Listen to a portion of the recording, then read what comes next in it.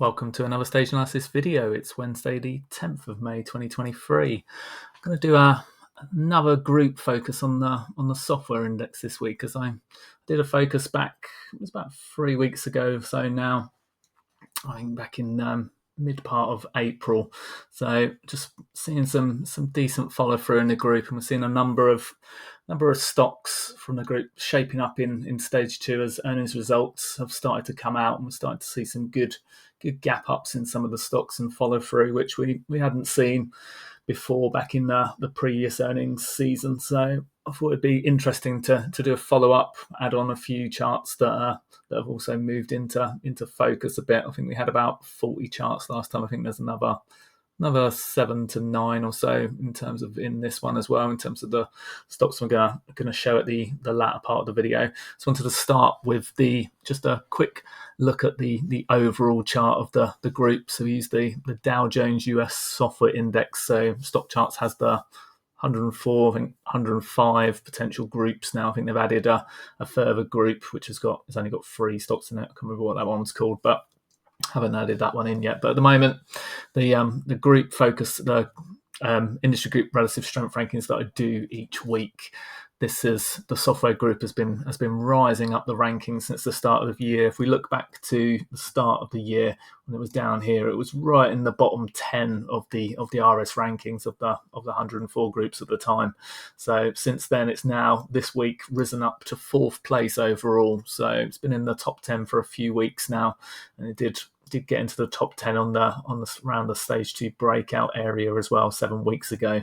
So this is the actual group chart. So this is a bigger group, and as I said, it using the industry group, the Dow Jones US industry group, which has got about 400 or so stocks in. If we look at the actual ETFs that track the group, it's not done quite as well as this. As you can see, this is broken out into stage 2 and then had a decent follow through, consolidate for 3 weeks and followed through nicely, and now get into another resistance zone here. But if we look at the group chart itself using the ETF, the IGV, which we've been tracking the group with for a while, you can see it's not done quite so well in terms of the relative strength there, instead of obviously the rising move that we've seen in the actual index itself.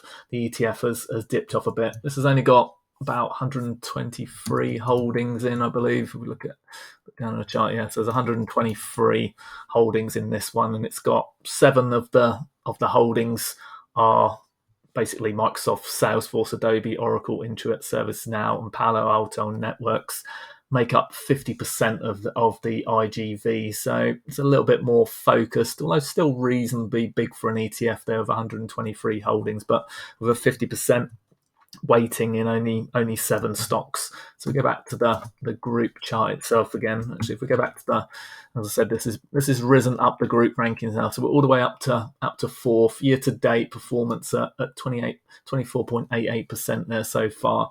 So sort of mid range with the other top 10 groups there. They've all are in the 20 to 30% range there.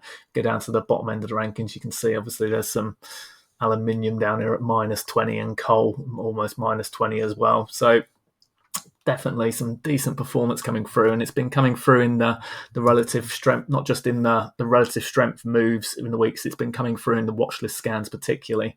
So in the daily watch lists that I do, and I post them every other day, Tuesday, Thursday, Sundays. It's been coming through as the major group theme for a long while now, in terms of we've been having software stocks on practically every watch list since the start of the year. So as they've started to develop through more developed stage 1 bases that have moved into early stage 2. So obviously the ETF itself is only an average of the stocks within it. So we've got many stocks already long way into stage 2 advances, which we'll see a little bit later in the video when we go through the individual stocks and look at some of those leading names.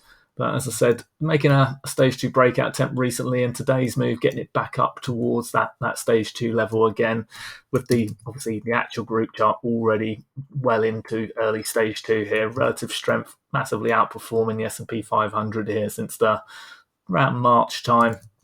So again, go back to the ETF chart, similar kind of thing, but obviously not quite the outperformance that we've seen versus the S&P 500. So let's look at the daily. As I said, testing the stage 2 level on the IGV ETF around the 180R level at the moment. So in a good position potentially to move out into stage 2 in the ETF as well. Right, let's move on to the relative performance here. Just wanted to show this. So this is the actual in the group chart itself versus the IGV. So you see 24.88% in the software group versus 17.04% in the IGV ETF. So underperforming versus that, and versus the relative to the S&P 500, we changed that. Actually, software groups actually outperformed 17% year to date and 9% with the IGV. So reasonably in line with what we've seen with the Nasdaq and the Nasdaq 100 there. And you can see the NYSE and the Dow Jones and the Russell massively underperforming at the moment. Right, let's move on. I want to get into the individual stocks, as obviously a big part of the group focus is actually delving down into some of the better looking stocks in the group. I've cut this list down from the 400 or so stocks in the group to those 40 to 50 stocks that are obviously the most interesting and developing in decent stage 2 advances. Some still in stage 1 bases, but the majority of them have moved out into stage 2 now. And as I said, with earnings results starting to come through, we've started to see more moving up and out, like we can see here with Shopify, which has had a gap up move and started to make a continuation move into early stage 2. I've talked about Shopify before in a few videos, so I won't go into too much detail about this one. Obviously, the deep stage 4 decline, inverse head and shoulders bottom there, stage 2 breakout. So when you get a big stage 4 decline like this and you get a stage 2 breakout that's after a not hugely developed base structure, this is obviously a reasonable base structure but not hugely developed at that point. It undercut quite significantly, a big terminal shakeout and come back up again, but still with a lot of overhead resistance at this point, which obviously I've highlighted when I've talked the chart on, when I've posted the chart online. When you get these kind of moves after a big stage 4 decline, smallish base, and then you get that early stage 2 breakout, even if it's got decent volume, you're obviously running up into a resistance range, and you often get a move where it does come back underneath the breakout level again.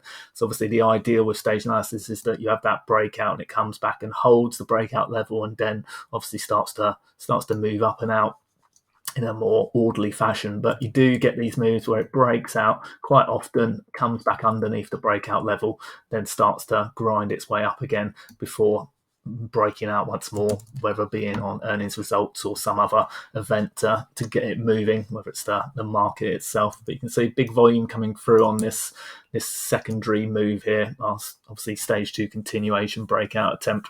So it's starting to look more interesting, and now starting to get a little bit more clear of the earnings resistance range, although not completely clear of that zone yet. But obviously time-based resistance is starting to wear out a bit more on this. So Shop continues to look interesting, and currently the leader in the group.